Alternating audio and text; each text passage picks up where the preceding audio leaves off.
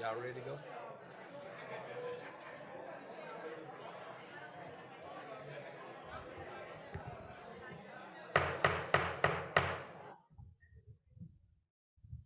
All right, it's that time, guys.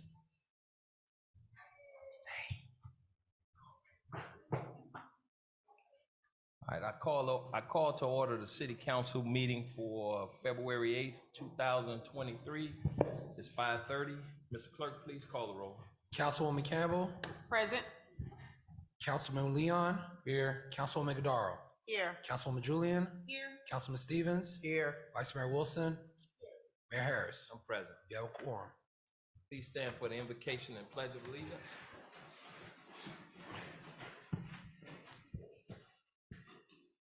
God our Father, we thank you for your grace and mercy towards us. Thank you for your endless blessings, God. Thank you for the health and strength in our bodies.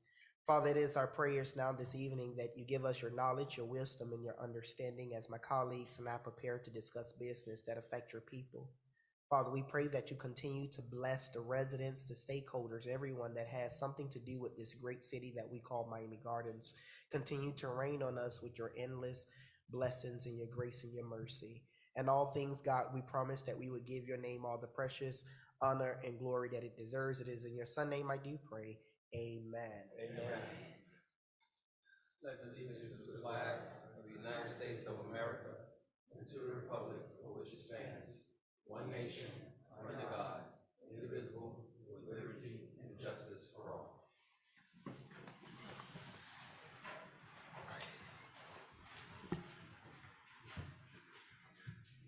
All right. We're on approval of minutes. Yes, Mr. Mayor, we do have the January 25th, 2023 regular city council meeting draft minutes for your approval. Motion. Second. Been moved and seconded. All in favor of accepting the minutes signify by saying aye. Aye. Any opposition? Showing none, show the minutes approved. All right, we're on order of business. Are there any items that need to be pulled or added to the consent agenda? Mr. Mayor? Yes. We do have 3 add-on items. The first one, add-on item number 1, is the legislative internship program co-sponsored by Councilman Robert Stevens and myself, the city clerk. Without objection, we ask that it be added to the consent agenda as item 11.10. The second add-on item is support for the New World Condominiums Relief. This is sponsored by Councilwoman Linda Julian. Without objection, we ask that this be added to the consent agenda as item 11.11. And the third add-on item, sponsored by Councilman Reggie Leon. This is supporting the 7th annual District 1 Black History Showcase. Without objection, we ask that this be added to the consent agenda as item 11.12. Need a motion on this. Motion. Second. It's been moved and seconded. All in favor signify by saying aye. Aye. Any opposition? Showing none. Show Mr. the Mayor, items added. Yes. I needed to pull the item. You still Okay, 11-2? 11-2. Yes. All right, we're pulling 11-2. Thank you. All right. And Mr. Mayor, Yes. I just want to make a comment about item 11.11.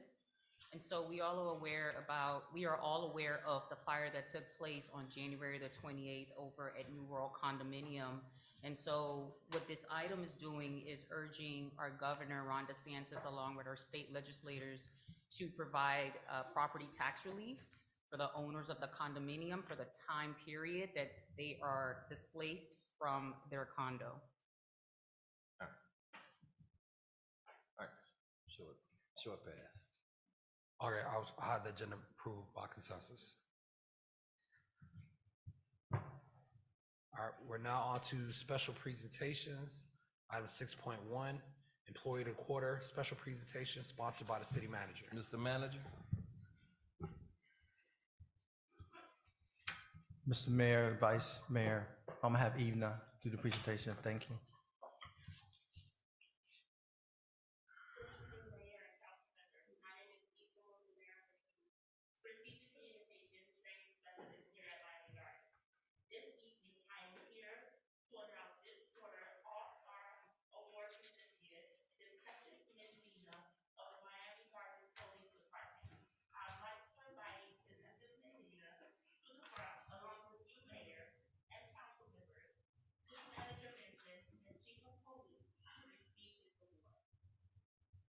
So congratulations.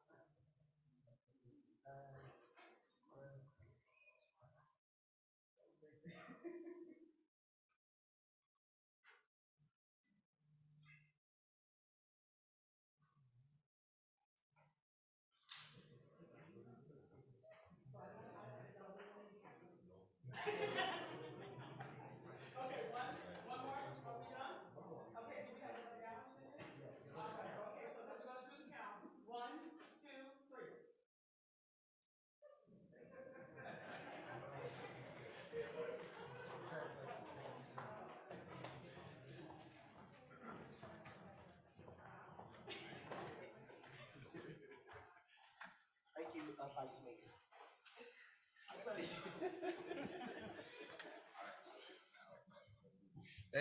That's already her job.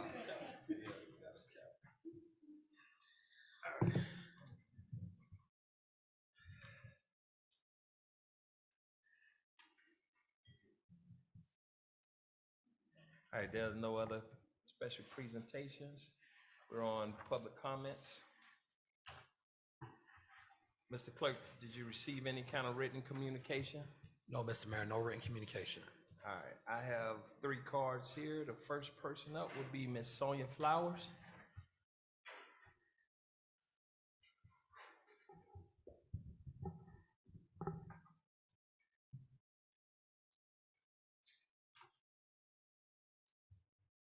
Good evening, everyone. Good evening. My name is Sonia Flowers, and I reside here in the beautiful city of Miami Gardens, Florida 33056. I know I came this afternoon to speak on behalf of a friend of mine that was living at the condos where the fire took place here in this beautiful city. And she resides now at the Betty T. But she gave me these information to tell our councilwoman, Shannon Lady Care, that after she came up to the Betty T. Ferguson Recreational Center, that you spoke to them, and after you spoke to them, they felt good about themselves, especially her. And the reason why she feels so good about herself, she said, you let her know that she's still alive and she still have her little girl with her, even though she lost everything that she had in the apartment. And that was very touching to her. So she told me, please let the council lady know that she's greatly appreciated of what she told the group. Not only her, the group. I wasn't there, but this is what she told me to tell you.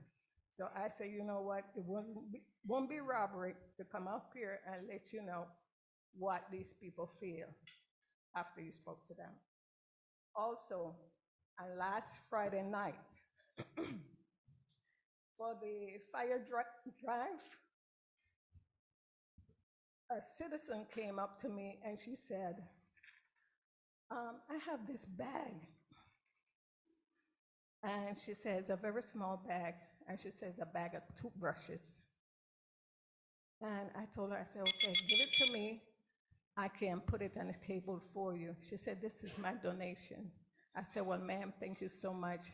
I said, this donation will be greatly appreciated because I know somebody will receive that toothbrush and will be grateful for that toothbrush in the morning to brush their teeth.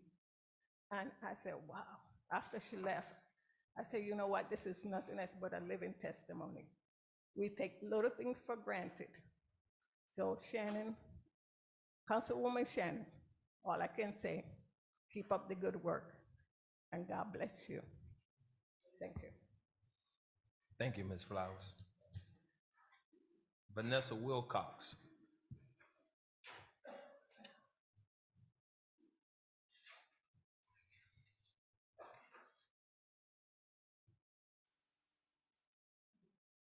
Good evening, council. I'm here to speak on behalf of some things that I feel that needs to be addressed. The City of Miami Garden Council works with a lack of integrity, transparency, and a lack of empathy. Accountability, in order to transparent, one needs to be able to communicate and be really transparent with the community and not have us to believe that we can come to you all where we're in a need. I'm 69 years old. I was born in Opalaka.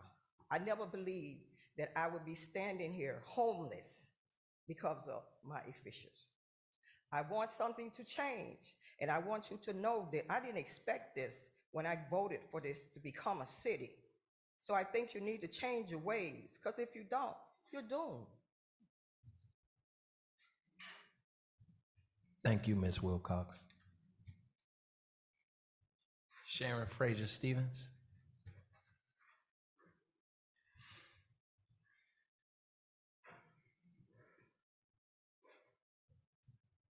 Good evening, Good evening. Mr. Chair, Mr. Mayor and Council. Men and women, my name is Sharon Fraser Stevens, 145 Northeast 193rd Street. I come here to hold up this picture.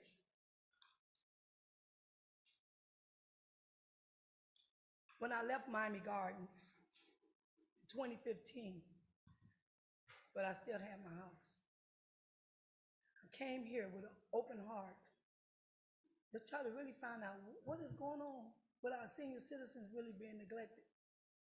We just had a big, massive fire. I have friends live over there, and I have 2 family members live there. But the thing about it is, you guys did respond. And Councilwoman Iguodaro, thank you.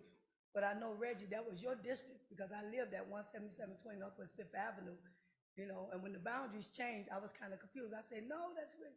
But anyway, to make a long story short, Commissioner Bastine, who's now District 2 Commissioner, because of the will and because of the voices of the people, the president has this thing out now called We the People. That was his campaign, called We the People, by the people, for the people, and of the people.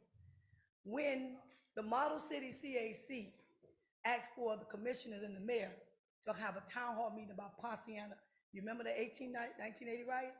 How they just left our community in disarray? So we're fighting back. But we're fighting back in the legal way.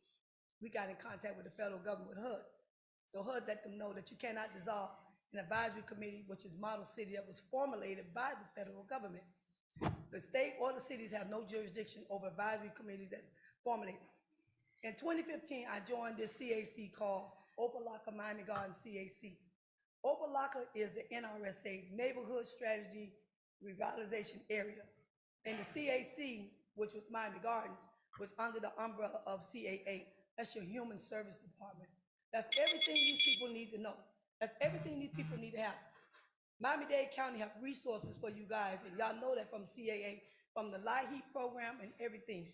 So we put together, we call it the Advocacy Committee with the county. Some of my members right here in this audience, they was there with us in 2018 when we came up with the strategic plan. Miami-Dade County have something they call the County Comprehensive Master Plan, 5-year plan. We put together for a homeless shelter for Miami Gardens, veterans, seniors, domestic women and children of domestic violence, and children that's transitioning out.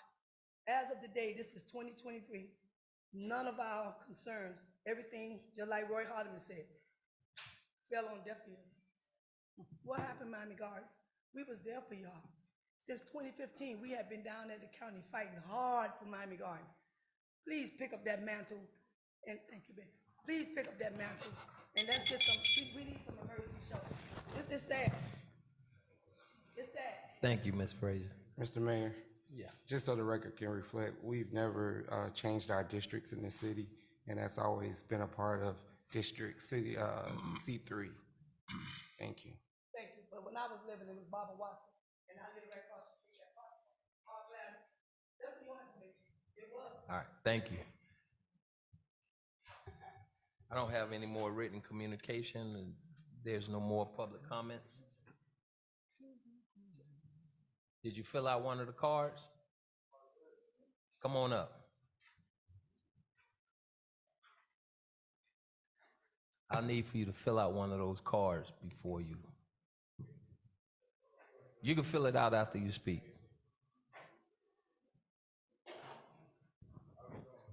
I'm good. How about you? Good. I need your name and address for the record. And speaking to the microphone.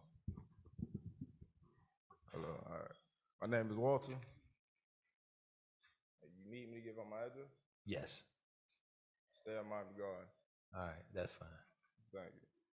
All right, last year in July, I had an incident with Miami Gardens police.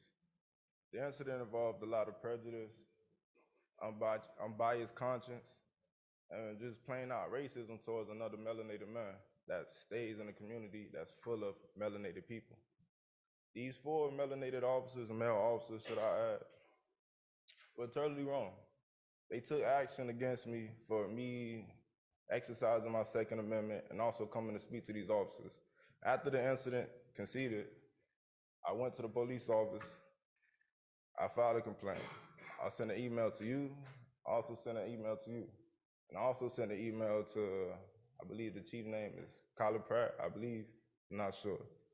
None of you guys ever responded. Nobody sent an email back to check on me to see what was going, how I was doing, nothing. I found that very concerning, especially with the evidence that I provided in the email to show how these officers acted and how they responded. Sean Horn, Major Rufus Williams, Bryant, I think his name is Colebrook, and the last one I believe is Sony Williams, some of the sort. And it's just wrong to the fact that when somebody in our community do something wrong, that we're quick to blast it on the news, blast it on the TV to show that the police did this, we helped in this way. But when the shoe is on the other foot, for some reason, everything always wanted to be covered up and concealed. Nothing is ever brought to the public eye to let them see what's going on. After the investigation was finished, I was told that 2 of the sergeants, what's his name? Sean Horner, Rufus Williams, for some reason, they received 2 disciplinary actions. The other 2 officers only received 1 disciplinary action. I'm still yet to really find out what the disciplinary actions is. I'm just told that they received some. Okay. Chief, can you have somebody speak with him in the back of the room, please? We'll have somebody to give you that information. I appreciate it. That's it? Yeah, that's it. Thank you.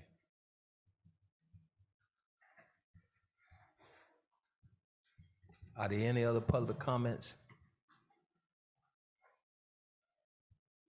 Showing no other public comments are closed on these matters. Well, there's no ordinance on for first readings or second readings. No resolutions on. We're on the consent agenda, Mr. Clerk. Consent agenda, item 11.1. A resolution of the City Council, City of Miami Gardens, Florida, partnering with Nicholas Children's Hospital to combat sudden cardiac arrest, SCA and Parent, and young athletes in Miami Gardens, granting Nicholas Children's Hospital's Heart Institute access to host a series of free EKG screenings and educational awareness workshops at park facilities throughout the City of Miami Gardens. Authorize the city manager to take any and all steps necessary to implement the intent and purpose of this resolution, providing for adoption representation, providing for an effective date, and this is sponsored by Councilman Robert Stevens III. Item 11.3, a resolution of the City Council, City of Miami Gardens, Florida, authorize city manager to terminate the construction manager at-risk agreement with Kaufman Lynn Construction and negotiate and execute an agreement with Gulf Building LLC for the construction of Rolling Oaks Park, providing for adoption representation, providing for an effective date, and this is sponsored by the city manager. Item 11.4, a resolution of the City Council, City of Miami Gardens, Florida, authorize the city manager to terminate the construction manager at-risk agreement with Kaufman Lynn Construction and negotiate and execute an agreement with Link Construction Group for the construction of Risco Park, providing for adoption representation, providing for an effective date, and is sponsored by the city manager. Item 11.5, a resolution of the City Council, City of Miami Gardens, Florida, awarding invitation to bid, ITB and Paren number 21-22-034, Marco Canal Culvert, Head Hill, and Embankment, improvements rebid to LCCI Construction LLC. Authorize the city manager to issue purchase orders as needed, not to exceed the budgeted amount of $761,891, providing for adoption representation, providing for an effective date, and this is sponsored by the city manager.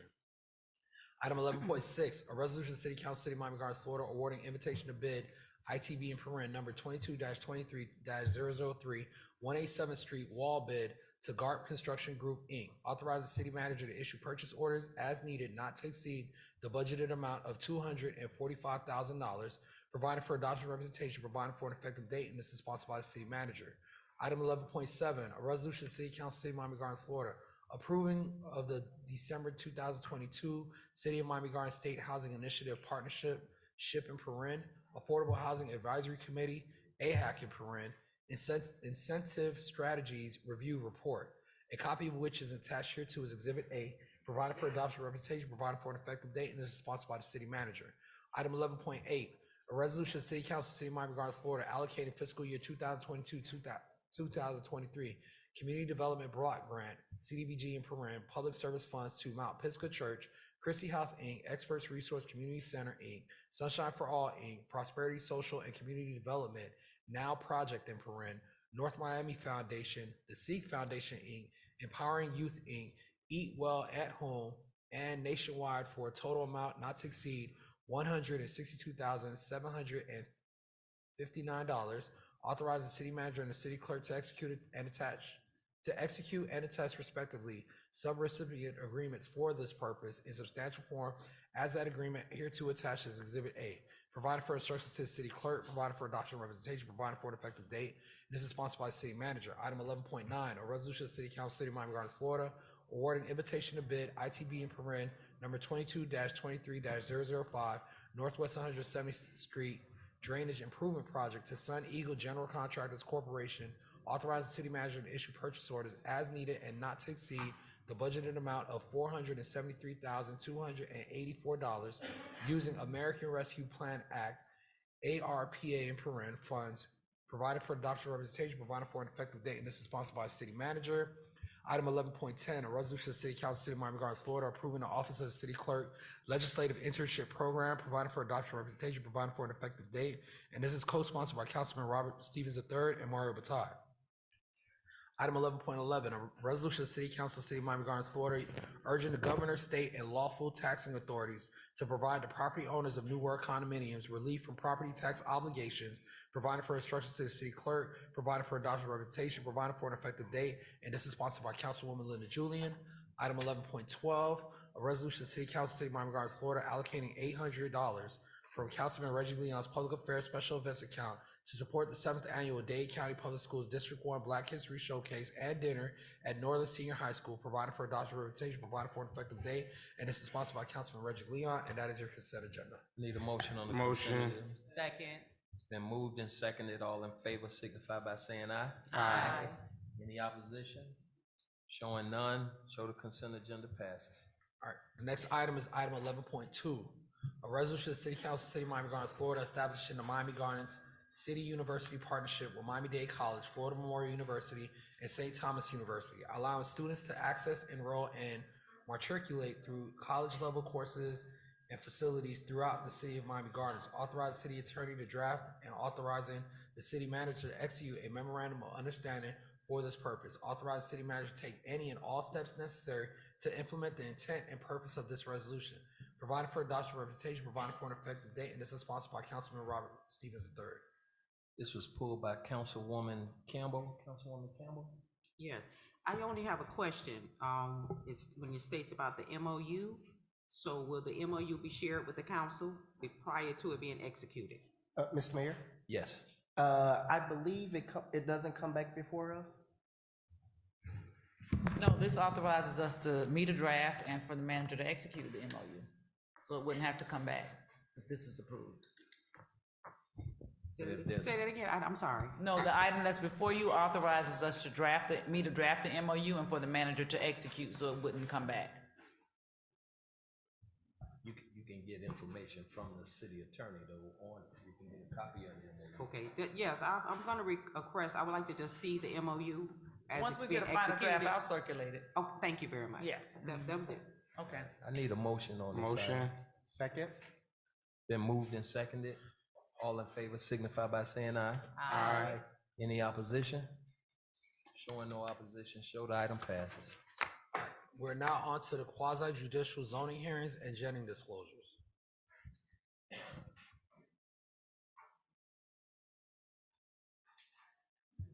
Good evening and welcome to the quasi judicial portion of the February 8th, 2023 City Council meeting. For those persons that will or may be speaking on an item on the agenda or commenting on any item, please stand up and be sworn in by the city clerk.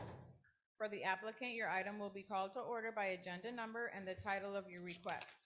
When your item is called, please approach the microphone and when addressed, please speak directly and clearly stating your name and address for the record and explain the reason for your request. Please note that all exhibits presented to the mayor and the council will become part of the public record. All interested parties, please stand and raise your right hand. Do you swear and affirm that the testimony you provide this evening is true and correct to the best of your knowledge? Thank you. You may be seated.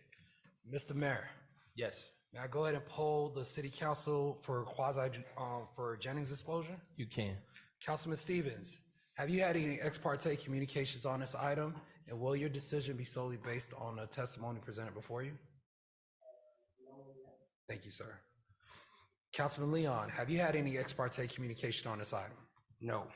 And will your decision tonight be solely based on evidence presented before you? Yes.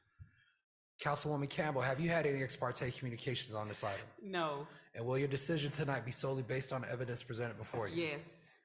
Councilwoman Julian, have you had any ex parte communication on this item? No. And will your decision tonight be solely based on evidence presented before you? Yes. Vice Mayor Wilson, have you had any ex parte communications on this item? No. And will your decision tonight be solely based on evidence presented before you? Yes. Mayor Harris, have you had any ex parte communications on this item? I have. And will your decision be solely based on evidence presented before you? Yes, it will. Thank you. All right, that's it, Mr. Mayor. Mr. Manager? Mayor, I'm gonna have Nikisha do the presentation.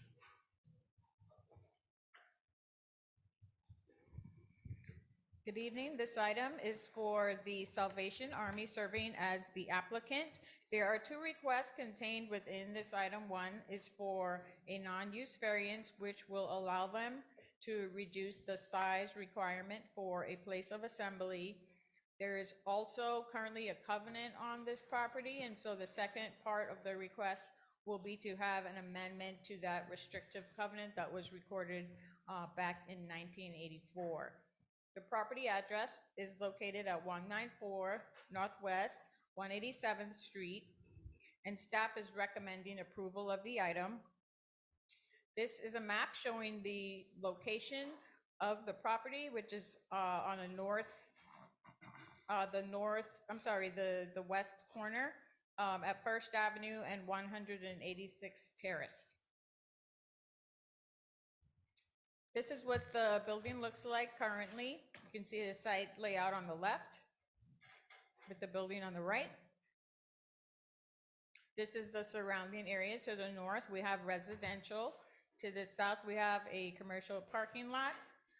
There's also a school to the east, and then we have the Comcast Xfinity location at the west. The application was reviewed using the criteria set forth in section 34-47 for the granting of variances and waivers. The covenant was also reviewed, and staff is in agreement that paragraph 1 should be deleted, as the site has already been developed, and that original covenant was for the creation of a radio station which operated at the site previously. The second part of that would be to amend the paragraph 2 to delete any references to the former radio station use and to replace it with a place of religious assembly. Staff is recommending approval of the item after reviewing the requirements for the non-use variance and waivers. We also have the applicant here with us this evening.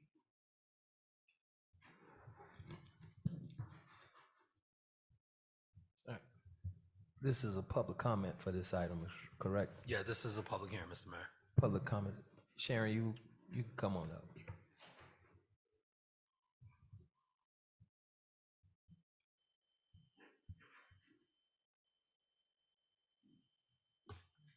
Good evening once again, Mr. Mayor and councilmen and women. Addressing this board, Sharon Frazier, 145 Northeast 193rd Street. When it comes to the Salvation Army, excellent work. When people get burned out, people are homeless, young men and women coming out of incarceration, Salvation Army is there. I know I don't have a whole lot of say and whatever like that to encourage you guys to vote for the Salvation Army. And at the look at the area where it's at, it is commercial property. We need the Salvation Army up here.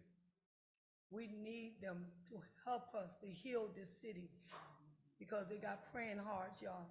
Salvation Army always been open to praying hearts and providing services to our community. So, Mr. Mayor and councilmen and women, I'm urging you, I'm encouraging you to approve this item. Thank you and God bless. Thank you.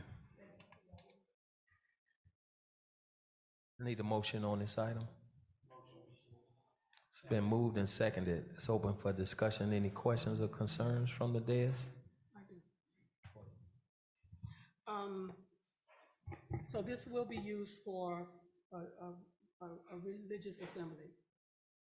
That is correct. It will not be a shelter or anything like that. It would just be a place of religious assembly. And about how often would religious assemblies occur? And I would have to defer to the applicant on that. Okay. And about what the, okay, and the size of. Good evening, Mr. Mayor, Madam Vice Mayor, members of the council. My name is Mark Crafton. I'm a lawyer representing the applicant today. I am joined by the Major Roy Williams of the Salvation Army and a number of people from Miami Gardens who are supporters of Salvation Army, and also my colleague David Goviello.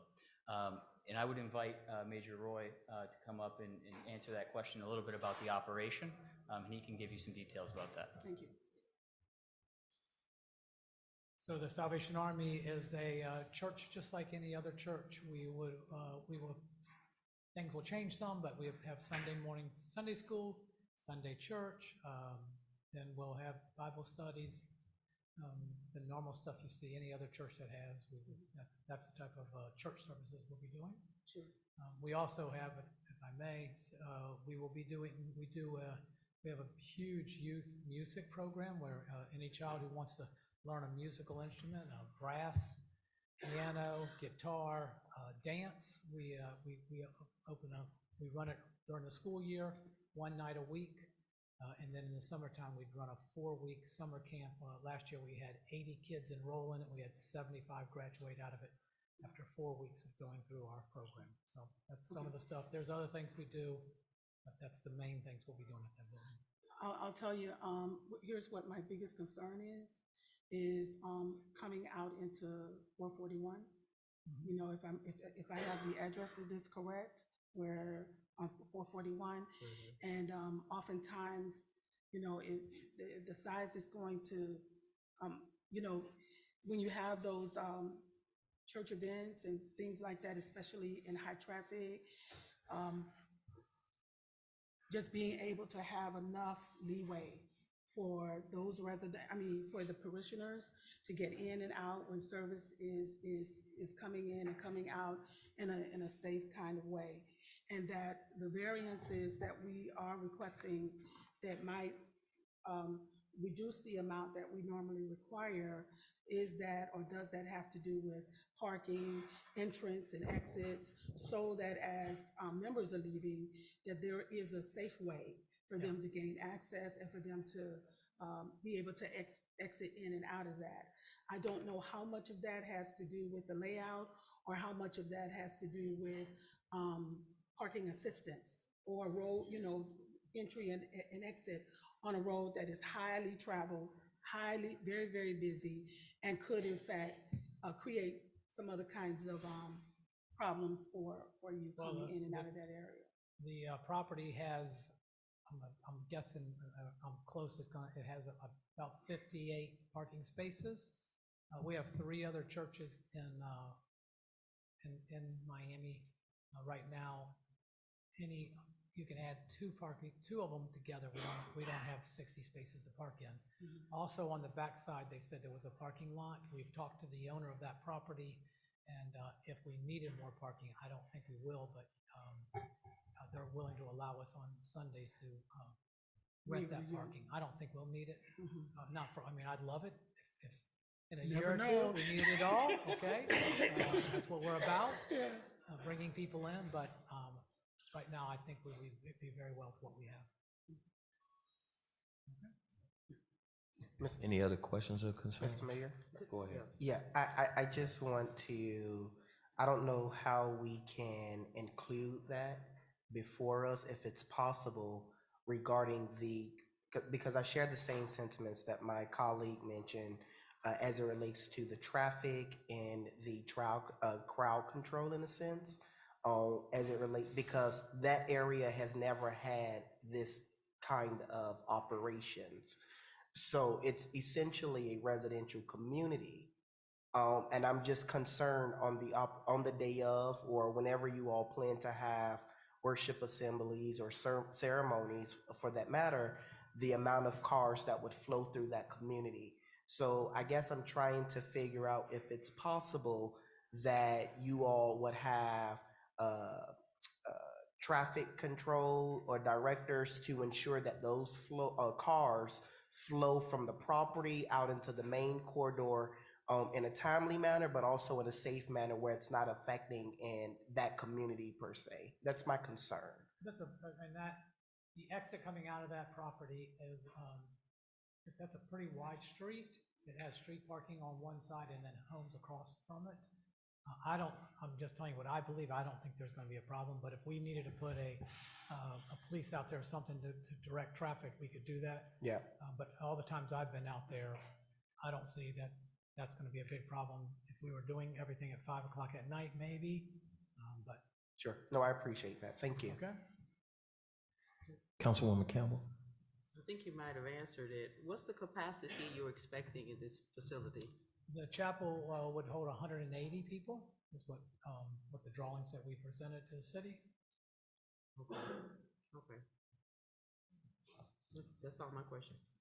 Any other questions or concerns? Yes. Is the property currently vacant? It is, yes. Okay. When was the last use? I mean, has it been vacant for a while, or? I know it's been vacant, I believe, for at least a year, but I think it's been longer than that. But I don't Okay. know the real answer to that. And then also in the description, you all described a state-of-the-art assembly center. What's the vision behind that? That we're going to take the building that's there and renovate it so that it's a beautiful building back to where it needs to be. Okay. So it needs everything. It needs a new roof. It needs air conditioning. It needs, so we'll paint it inside and out, build a chapel inside it. It's a 2-story building, so it's got real high ceilings. The first thing we'll do is gut it and then put together the plan of what we're going to put back in it.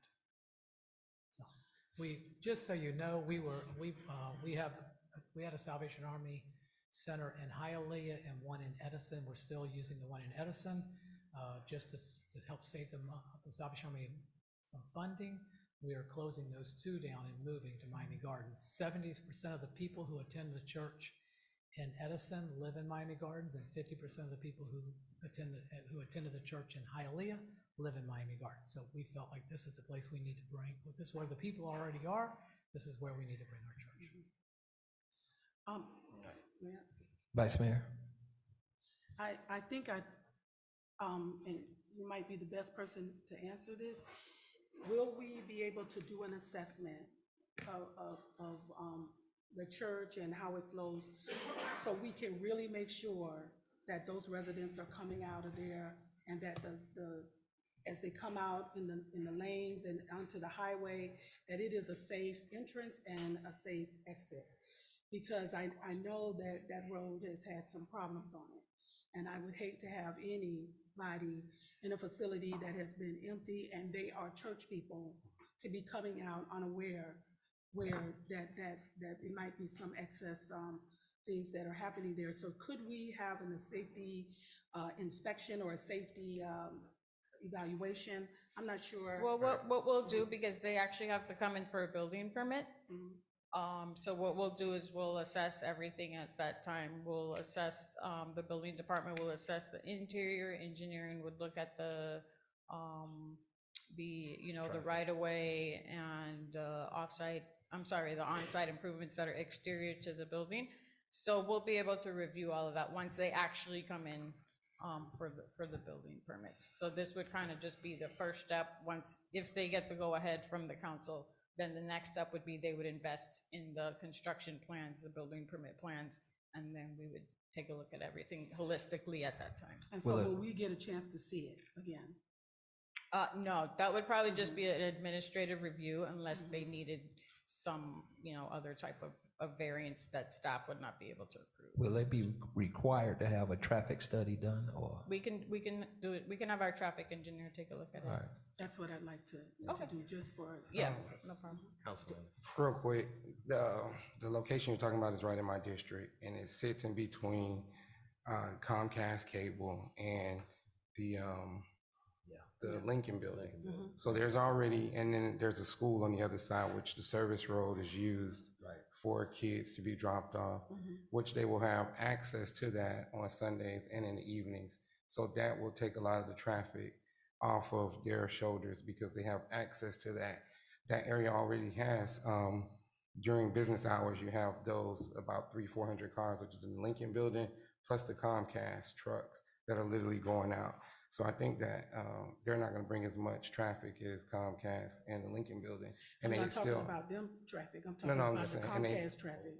and they still have the service road for the school as an opening also to take them off of 441. Yeah, I'm aware of those buildings. I'm not talking about their traffic. I'm actually talking about their traffic and and how oftentimes the drivers of those that go into those businesses are. I think a traffic study would be a good idea. Yeah, we'll have the traffic engineer take a look at it. Okay. As part of the permit review. Thank you. Mr. Mayor, Go ahead. for point of clarity, so if we pass this at this moment in time, it's gonna be as it is. So if we're requesting a traffic study to be done, should we revise this or add that to the item? Is there a way we can do that? Maybe Madam Attorney or the city manager can answer my question. To be clear, this development does not rise to the level of requiring a traffic study. So what she's saying is, but we have a traffic engineer that we use that can look at it and look at the circulations and the timing of things to make sure that if there are additional things we need, once they get their approval, we can condition it. But it doesn't rise to the level of what would require a traffic study because it's not impactful enough. Thank you. Said that she would do one. No, she's gonna do a. She's gonna have our traffic engineer look at it. And so will it come back to us? No, it doesn't come back to you all. You guys do not do site plan approvals and things of that nature. It's only in front of will we know you. whether or not it was addressed? That's the Well, I question mean- I'm asking. Because for me, it's a safety issue for those people that are attending church. And I just want to make sure, because we have a lot of churches in Miami Gardens, and the traffic is not necessarily safe for those who are attending church. And I really want to make sure that we have given, through the benefit of the doubt, that we have looked at that area and made sure that the traffic flow, that the signage, that the lighting, that everything has been looked at, since nobody has been in there in a while. And even when they were, it was not 150 people going to a radio station. So this will increase significantly, and that environment will take some time to adjust that this church is gonna be there. So I just want us to be sure that we are being proactive in evaluating this before it gets in there and that it's operated. Mr. Mayor? Go ahead. Madam Vice Mayor? Yes, sir. Madam Nikisha, is there a certain threshold that you guys need to identify regarding a traffic analysis that would require us to change anything going forward? Again, the traffic engineer that's licensed has to make that determination. But we will ensure, I have the building officials here, we have our public works director here. We will ensure that when they come in for their building permits, that they will get the traffic review, will be a part of our review with our traffic engineer. Mr. Mayor? Yes. Nikisha, if there's anything out of whack at that point in time, we will obviously have to bring something, will we have to bring something back, or will that deny the project moving forward? I'm sorry, can you say that again? If anything's out of whack, for instance, if the Yeah. analysis comes back and says Yeah. it just doesn't work, is there anything that would trigger us to bring it back, or we will deny it at staff level? So they would have to address it, whether if that's a light or whether it's that it's changing the direction of the movements. We would look at the ingress and the egress, and the traffic engineer would help us to come up with what would be the best solution based on what his review determined. Mr. Mayor? Yes. So if it's problematic, we will know that ahead of time, correct? Yeah. Thank you. All right, So thank you. my question wasn't answered. Will we know? Yeah, if it becomes a problematic issue, we will have to address that with council. And we will know what the recommendations Yeah. are? Mhm. Even if it isn't, if anything changes, we would know? Okay. Any other questions or concerns from the dais? Mr. Clerk, call the roll. Councilwoman McDarrell, she's absent. Vice Mayor Wilson, Yes.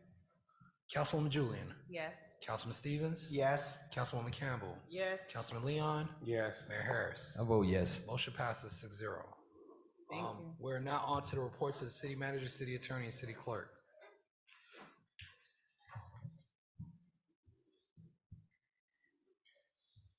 Mr. Manager? Mr. Mayor, I don't have a report, but I know that you had asked the deputy city manager to provide just a brief update in regards to those folks that were displaced about 10 days ago, so. Sharon.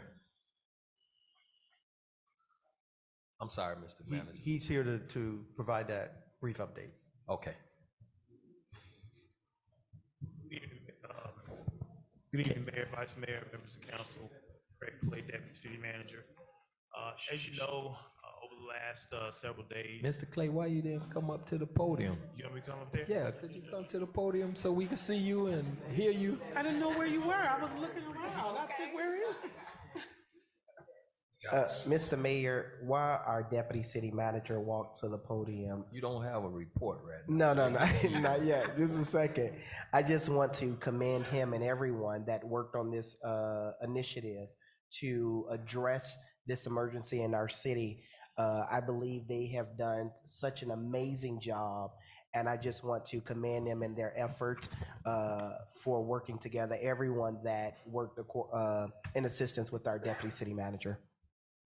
And while we are thanking you and praising you, I have to do the same and say thank you, the police department, everybody, Parks and Rec, everybody who worked on this situation that took place 2 weeks ago.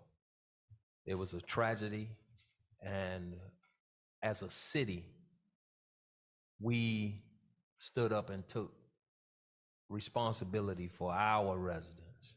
So thank you, Mr. Clay, and thank you, Paulette, thank you, Chief. Thank you, everyone, for having the heart to do so. So thank you. Thank you, Mayor, Vice Mayor, members of council. We certainly appreciate it, but we look at it as just a day's work, but we are still working. We're working with our partners at the Red Cross.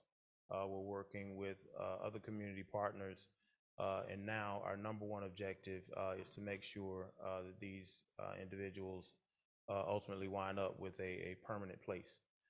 The community center is still operating. We have a number of individuals there. We have brought services out from Miami-Dade County, the Office of Housing Advocacy, the Community Action Agency, Family Services Division, to intake and work with those families to try to get them back to where they need to be. So we continue that work. We'll continue to give you updates as things change. Thank you, Mr. Clay. Mr. Manager, that's all your report? You don't have anything else? Nothing? Okay. Madam Attorney? No real report. I do want to say happy birthday. The manager's birthday was yesterday for people that didn't know. And some kind of way, I forgot that it was my 19th anniversary as a city attorney until the clerk asked me, when was your anniversary? And I was like, oh, it was on the 4th, but I forgot. It's been a pleasure to serve. Thank you. And you have been a pleasure to us. So, and you have kept us on the straight and narrow path, and we appreciate you very much. Mr. Mayor? Yes. Tomorrow is the city attorney's birthday. Oh, well, I think we should all just sing one big happy birthday to you, city manager, and to you, Madam Attorney. So happy birthday to you. Happy birthday to you. Happy birthday, Sonia and Cameron. Happy birthday to you. Yay. Mario, you got a birthday too? My birthday is not until July 5th, but you know, it's all good. So we'll hold on. Just want to wish both my fellow charter officers a happy birthday, and then to Sonia on your 19th year. It's always been good working with you. I've been here since a deputy, and I hope I have a long tenure like you here in the city. So I appreciate you. All right. That's it for me. Cool. Councilman Stevens? Yes, sir. Well, happy birthday to our city manager and our city attorney, and happy anniversary, Madam Attorney. We appreciate you both. Thank you. We appreciate you, Mario, but we'll wait to July 5th. I also want to, before I dive into my report, I want to thank my colleagues for supporting some very important agenda items this evening that's dear to me as we talk about advancing our community and providing life-sustaining resources. This evening, we passed a resolution to allow our city manager and our city attorney to begin creating a plan with our local institutions to provide affordable and accessible education to all of Miami Gardens with the partnership of Miami-Dade College, St. Thomas, and Florida Memorial University. So I'm just so excited, and I can't wait to see our residents taking college classes out of our park spaces to further their education or to even start their education. So thank you all so much for that. And then for the EKG, as we all know that there's a lot of unknown when it comes down to our health, and to allow this to take place just brings us into the known, and I appreciate that. But most importantly, there's a lot of infrastructure projects on this agenda item that we passed today to address some of the canal issues that we have throughout our city, to update it and fix some of the seawall issues throughout the city, for infrastructure improvement as it relates to our roadways and sidewalks, and general bond obligations. All of these projects just make my heart smile. So thank you all for the continuing work and the commitment to the residents of Miami Gardens. With that being said, I won't be as long with my report, because that wasn't my report. But I just want to say our fitness challenge is underway.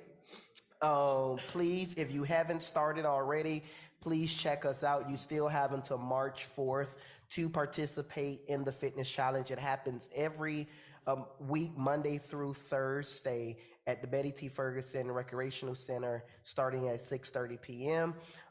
It's been going very, very, very strong. On each evening, we have roughly about 75 to 100 participants coming out to participate.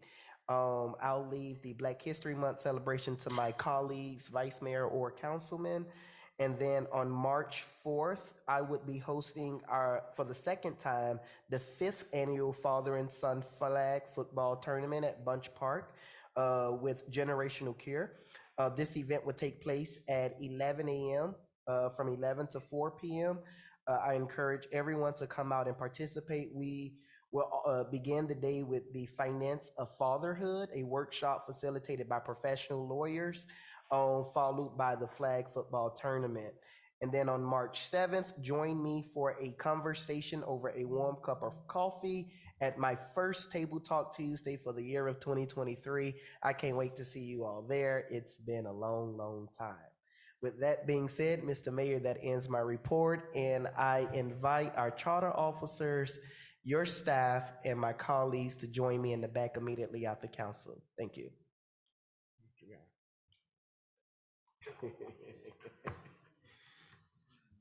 Councilman Leon? Good evening, everyone. First of all, I want to thank the city manager, city attorney, city clerk for submitting your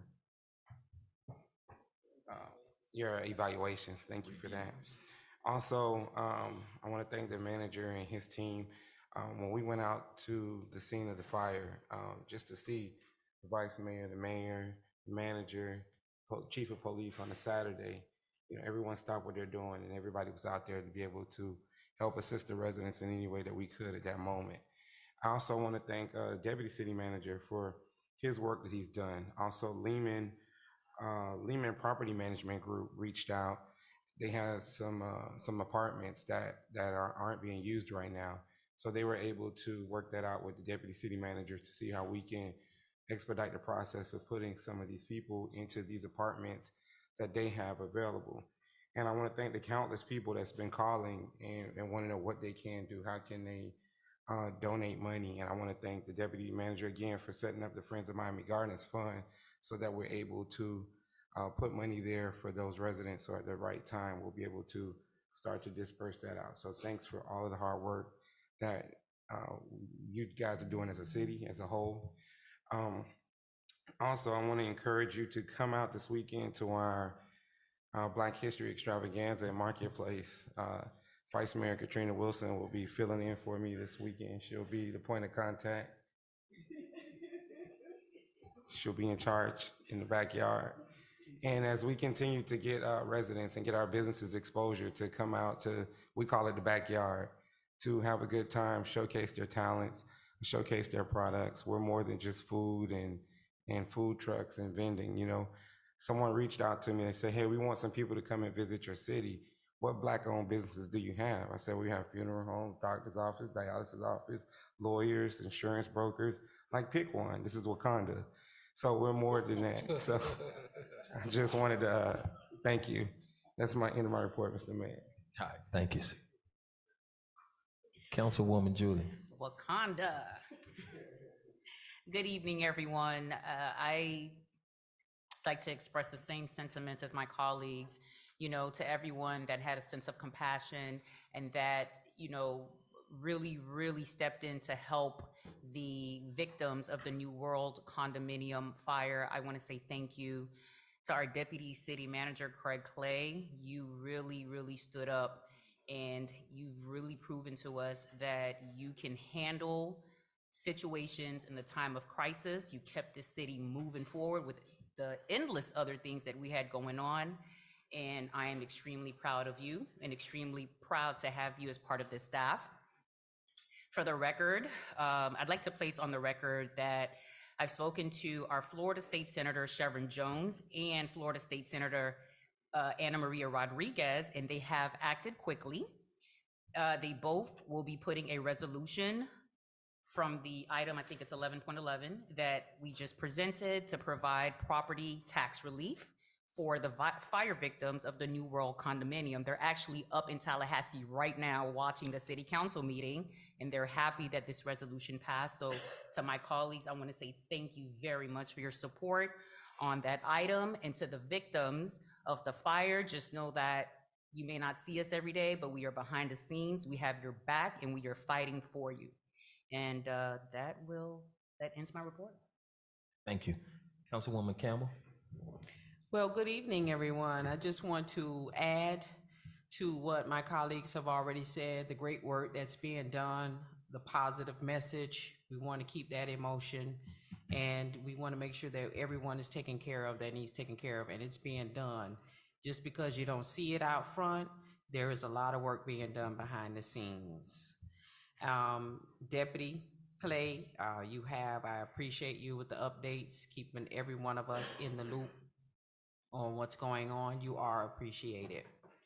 I just want to conclude my report by saying that I do have an event, but I'm going to postpone the bingo for this month. There's a lot going on.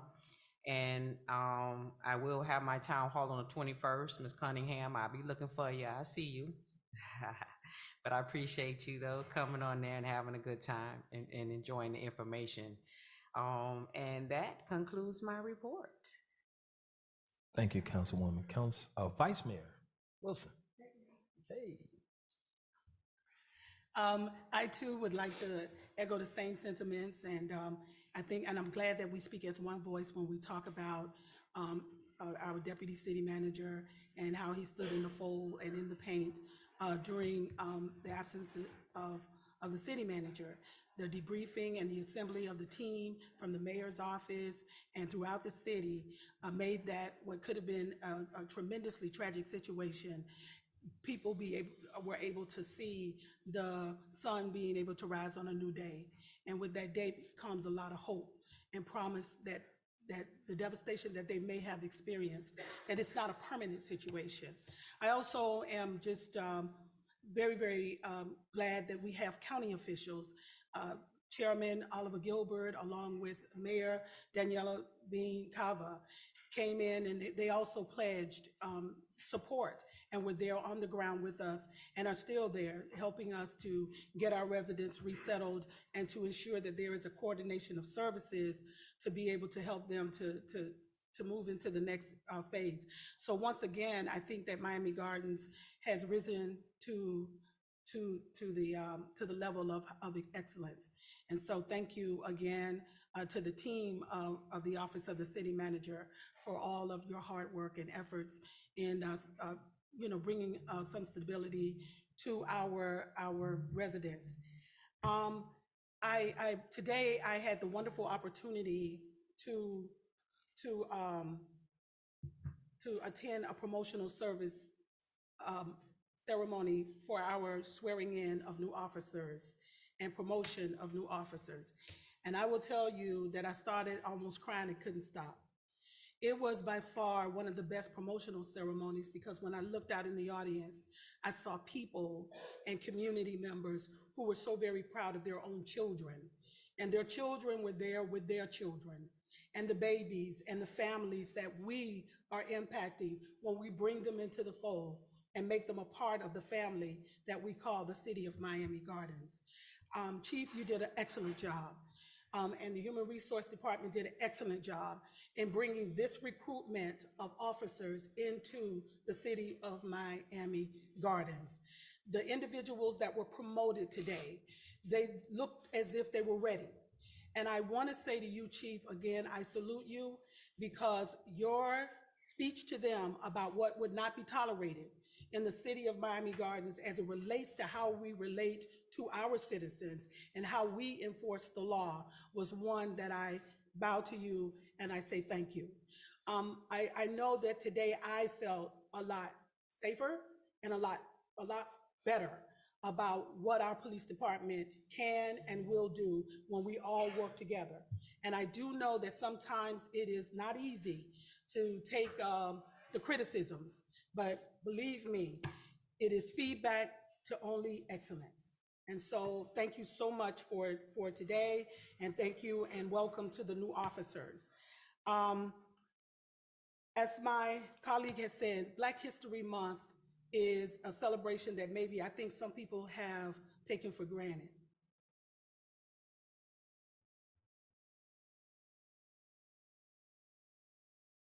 But it is not dead.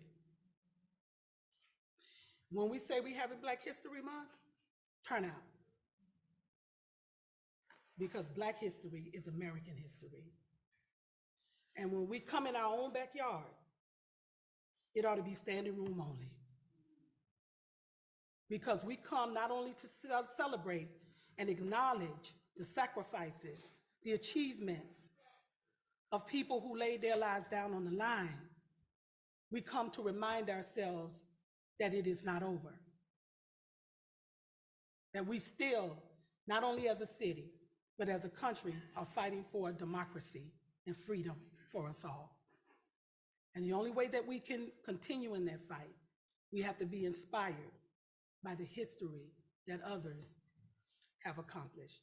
So we ask that you come out and be a part of the Black History celebration in our own backyard, beginning Thursday, Friday, and Saturday. On Saturday is from 4 until 9, and on Thursday is from 11 until 4. 6, okay, thank you.